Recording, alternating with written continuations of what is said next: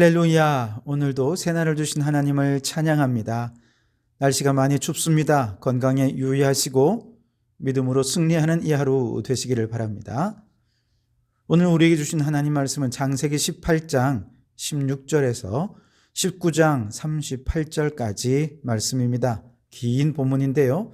그 중에 18장 19절과 19장 29절 두 절 말씀을 봉독해 드리겠습니다. 하나님의 말씀을 경청하시기 바랍니다. 18장 19절입니다. 내가 그로 그 자식과 곤속에게 명하여 여호와의 도를 지켜 의와 공도를 행하게 하려고 그를 택하였나니 이는 나 여호와가 아브라함에게 대하여 말한 일을 이루려 함이니라. 아멘. 19장 29절입니다. 하나님이 그 지역의 성을 멸하실 때 곧 롯이 거주하는 성을 엎으실 때에 하나님이 아브라함을 생각하사 롯을 그 엎으시는 중에서 내보내셨더라. 아멘. 오늘도 이 말씀을 통해 우리에게 주신 하나님의 음성을 듣게 되기를 바랍니다. 두 천사와 함께 아브라함을 만나러 오신 여호와 하나님께는 두 가지 방문의 목적이 있었습니다. 첫째는 이삭의 출생을 예고하는 것이었습니다.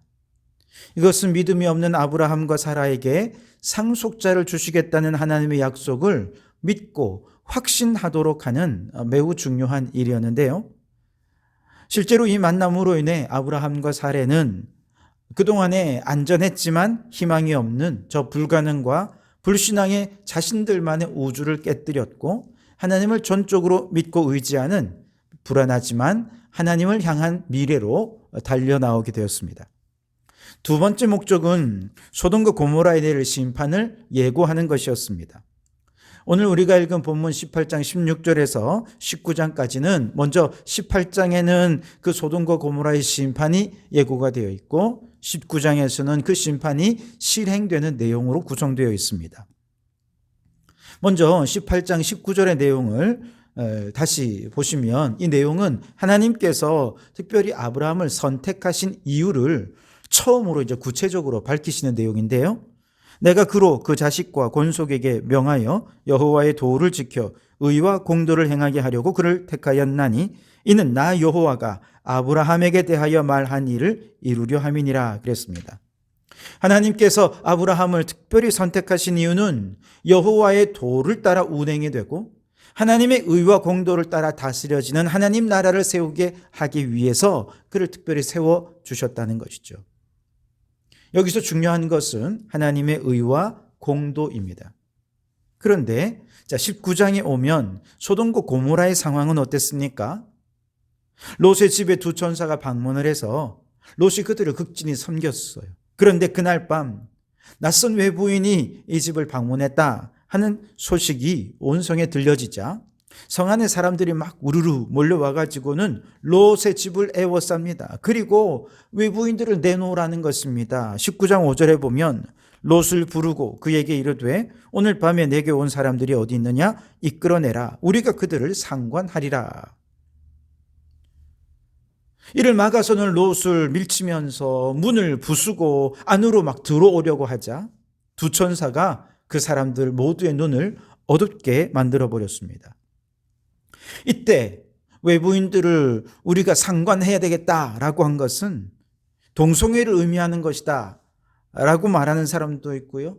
혹은 어떤 분들은 단순히 집단 강간 행위를 의미하는 것이다 라고 이야기하는 사람도 있습니다만 어떤 경우든 지금 소돔과 고모라는 정상적인 상황이 아니죠. 너무나 무질서하고 타락하며 하나님의 의가 완전히 무너진 사회였습니다. 하나님을 대적하는 사회였음이 틀림이 없습니다.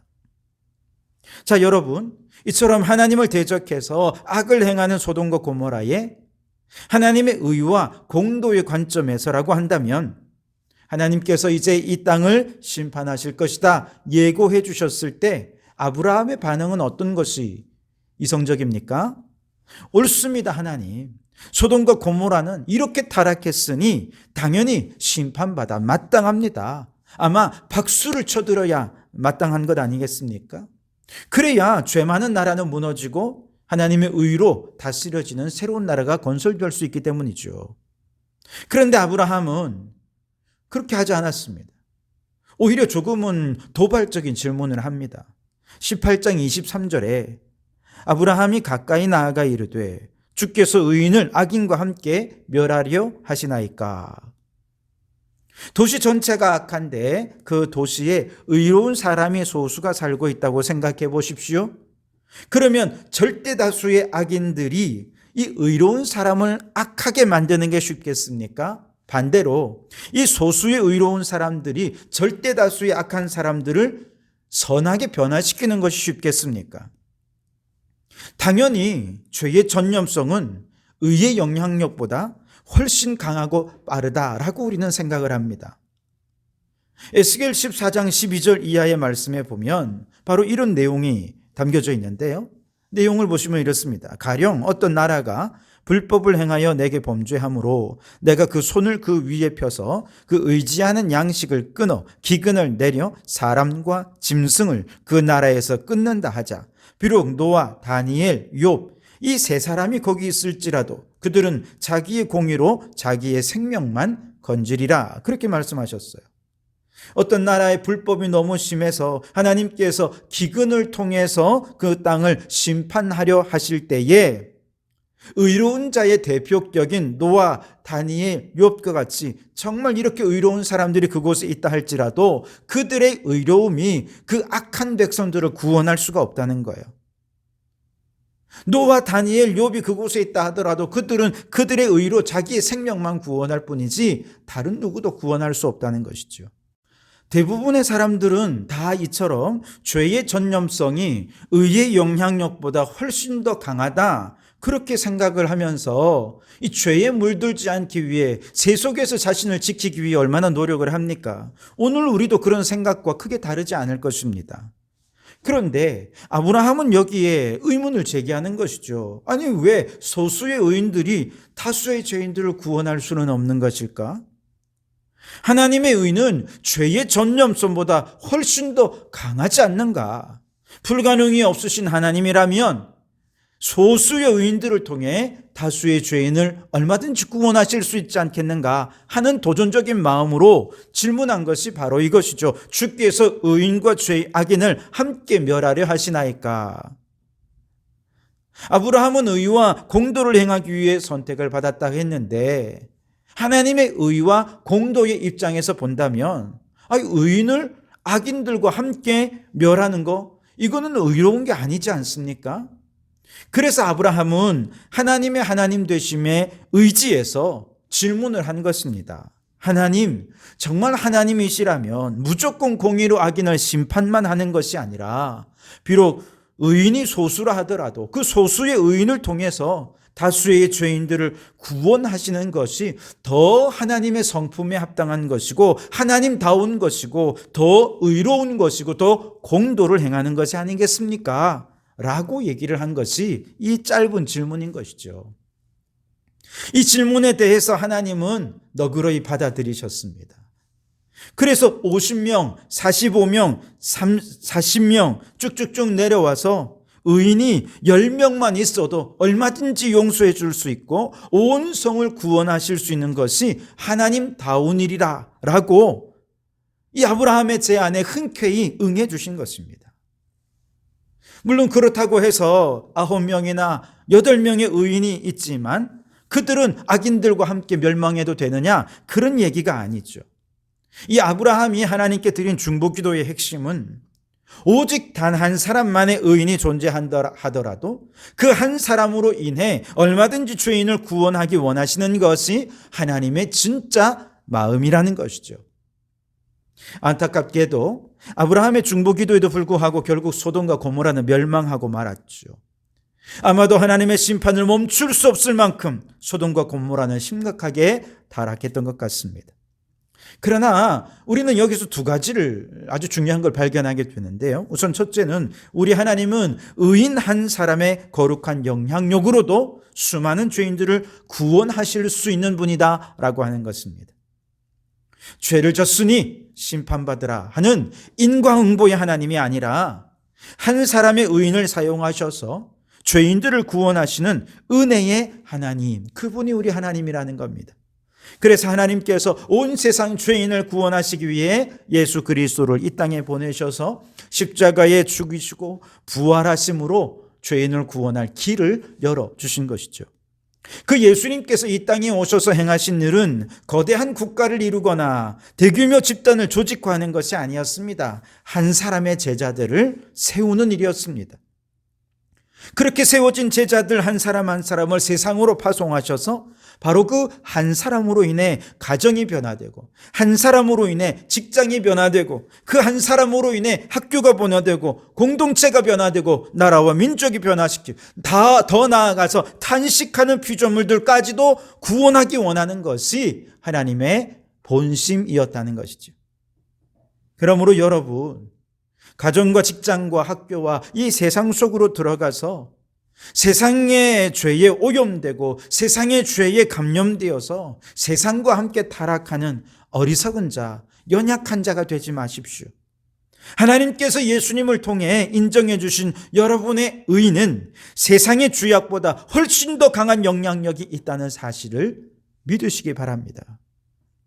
그리고 이 세상 속에서 의와 공도를 행하면서 하나님 나라를 세워가는 일에 헌신하는 오늘 이 시대의 아브라함으로서의 이 귀한 사명을 감당하는 성도들이 되시기를 바랍니다.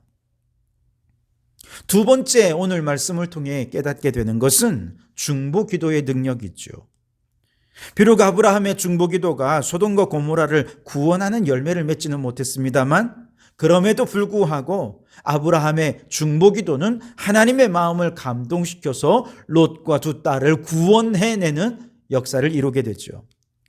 오늘 19장 30절 이하에 롯의 두 딸을 통해서 모압과 벤암미가 태어난 이야기를 길게 기록한 이유도 이스라엘뿐만 아니라 모압의 후손들과 벤암미의 후손인 암몬 자손까지도 아브라함의 중보기도로 하나님의 은혜를 받은 족속들이 되었다라고 하는 이야기를 하고 싶은 것입니다. 아브라함의 중보기도의 능력은 롯과 두 딸을 구원하였을 뿐만 아니라 후대의 모압과 암몬 족속에까지 하나님의 은혜가 영향력을 미치게 했다는 것이죠. 나중에 호세아 11장 9장 말씀에 보면 하나님의 본심이 드러나는데요. 내가 나의 맹렬한 진노를 나타내지 아니하며 내가 다시는 에브라임을 멸하지 아니하리니 이는 내가 하나님이요 사람이 아님이라. 내 가운데 있는 거룩한 이니 진노함으로 내게 임하지 아니하리라. 아멘. 이는 내가 하나님이요 사람이 아님이라. 진노와 심판과 멸망이 하나님의 진심이 아니라 어떻게든 살리고 구원하고 회복시키는 것이 하나님의 마음인데, 바로 아브라함의 중보기도가 하나님의 심판을 멈추고 한 번 더 은혜를 베푸시게 하는 능력이 있더라는 것이죠. 하나님은 모든 것을 하실 수 있는 불가능이 없으신 하나님이시지만 진노를 멈추고 구원하게 해달라는 하나님의 백성의 중보기도 앞에서만큼은 하나님은 뜻을 좁고 기도를 들으시는 사랑과 은혜가 풍성하신 하나님이신 줄 믿습니다. 여러분, 오늘 우리의 중보기도는 하나님의 결심을 변화시키는 능력이 있음을 믿으시기 바랍니다. 우리의 중보기도는 우리의 시대를 구원할 뿐만 아니라 후대에까지 영향력을 미치는 대단한 영향력이 있다는 사실을 믿으시기 바랍니다. 그러므로 여러분이 오늘 하나님의 찾으시는 바로 그 한 사람의 중보자가 되셔서 죄인을 살리고 구원하고 회복시키는 우리 성도들이 되시기를 주님의 이름으로 축원합니다. 기도하겠습니다. 의와 공도를 행하도록 하기 위해 아브라함을 선택하신 하나님의 의와 공도는 단순히 의인을 구원하고 죄인을 심판하는 인과 응보의 의가 아니라 한 사람의 의인으로 죄인을 구원하시려는 은혜와 구원의 의로움임을 깨닫게 하시니 감사합니다.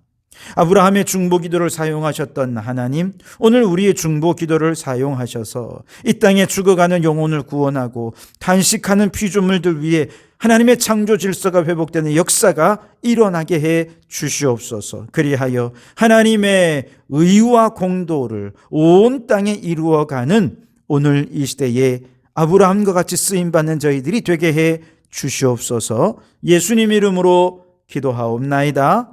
아멘.